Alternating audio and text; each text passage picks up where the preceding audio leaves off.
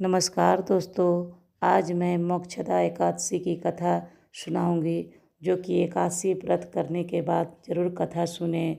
इससे बहुत पुण्य मिलता है और भगवान भी प्रसन्न होते हैं।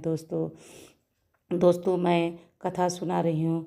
महाराज युधिष्ठिर ने कहा, हे भगवान, आप तीनों लोक के स्वामी हैं, आपको सुख देने वाले और जगत के पति हैं। मैं आपको नमस्कार करता हूँ। हे देव, आप सबके हितैषी हैं, अतः मेरे संशय को दूर करें। मुझे बताइए कि मार्गशीर्ष एकादशी का क्या नाम है, उस दिन कौन से देवता का पूजन किया जाता है और उसकी क्या विधि है, कृपया मुझे बताएं। भक्तवत्सल भगवान श्री कृष्ण कहने लगे कि धर्मराज, तुमने बड़ा ही उत्तम प्रश्न पूछा है। इसके सुनने से तुम्हारा यश संसार में फैलेगा। मार्गशीर्ष शुक्ल पक्ष की एकादशी अनेकों पापों को नष्ट करने वाली है। इसका नाम मोक्षदा एकादशी है। इस दिन दामोदर भगवान की धूप दीप नैवेद्य आदि से भक्ति पूर्वक पूजा करनी चाहिए। अब इस दिन विषय में मैं एक पुराणों की कथा कहता हूँ। गोकुल नाम के नगर में मैं वैखानस नामक राजा राज करता था। उसके राज्य में चारों वेदों के ज्ञाता ब्राह्मण थे। वह राजा अपनी प्रजा का पुत्रवत पालन करता था। एक बार रात्रि में राजा ने एक स्वप्न देखा कि उसके पिता नरक में हैं। उसे बड़ा आश्चर्य हुआ। उसने प्रातः उठकर वह विद्वान ब्राह्मण के पास गया और अपना स्वप्न सुनाया। कहा, मैंने अपने पिता को नरक में कष्ट उठाते देखा है। उन्होंने मुझसे कहा कि हे पुत्र, मैं नरक में पड़ा हूँ, यहाँ से तुम मुझे मुक्त कराओ। जब मैंने ये वचन सुने तब मैं बहुत बेचैन हुआ। चित्त में बड़ी अशांति हो रही थी। मुझे इस राज्य धन पुत्र स्त्री हाथी घोड़े आदि में कुछ भी सुख प्रतीत नहीं होता था। क्या करूं?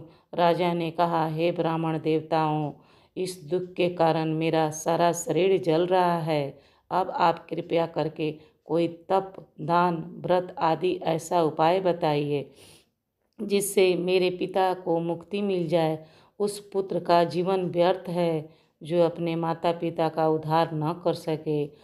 एक उत्तम पुत्र जो अपने माता पिता तथा पूर्वजों का उद्धार करता है, वह हजारों मूर्ख पुत्रों से अच्छा है। जैसे एक चंद्रमा सारे जगत में प्रकाश कर देता है, परंतु हजारे तारे नहीं कर सकते। ब्राह्मणों ने कहा, हे राजन, यहाँ पास ही भूत भविष्य वर्तमान के ज्ञाता पर्वत ऋषि का आश्रम है। आपकी समस्या का हल वे जरूर करेंगे। ऐसा सुनकर राजा मुनि के आश्रम पर गया। उस आश्रम में अनेक शांत चित्त योगी और मुनि तपस्या कर रहे थे। उसी जगह पर्वत मुनि बैठे थे। राजा ने मुनि को साष्टांग दंडवत किया। मुनि ने राजा से सागो पांग कुशल पूछी। राजा ने कहा कि महाराज, आपकी कृपा से मेरे राज्य में सब कुशल है, लेकिन अकस्मात मेरे चित्त में अत्यंत अशांति होने लगी है। ऐसा सुनकर पर्वत मुनि ने आंखें बंद की और भूत विचारने लगे। फिर बोले, हे राजन, मैंने योग के बल से तुम्हारे पिता के कुकर्मों को जान लिया है। उन्होंने पूर्व जन्म में कामातुर होकर एक पत्नी को रति दी, किंतु सौत के कहने पर दूसरे पत्नी को ऋतुदान मांगने पर भी नहीं दिया। उसी पाप कर्म के कारण तुम्हारे पिता को नरक में जाना पड़ा। तब राजा ने कहा, इसका कोई उपाय बताइए। मुनि बोले, हे राजन, आप मार्गशीर्ष एकादशी का उपवास करें और उस उपवास के पुण्य को अपने पिता को संकल्प कर दें। इसके प्रभाव से आपके पिता की अवश्य नरक से मुक्ति होगी। मुनि के ये वचन सुनकर राजा महल में आया और मुनि के कहने अनुसार कुटुंब सहित मोक्षदा एकादशी का व्रत किया।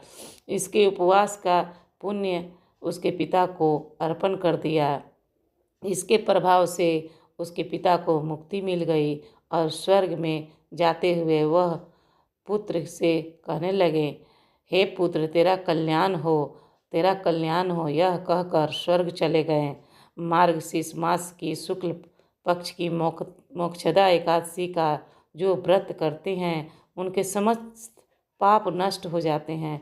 इस व्रत से बढ़कर मोक्ष देने वाला और कोई व्रत नहीं है। इस कथा को पढ़ने या सुनने से वाजपेयी यज्ञ का फल मिलता है।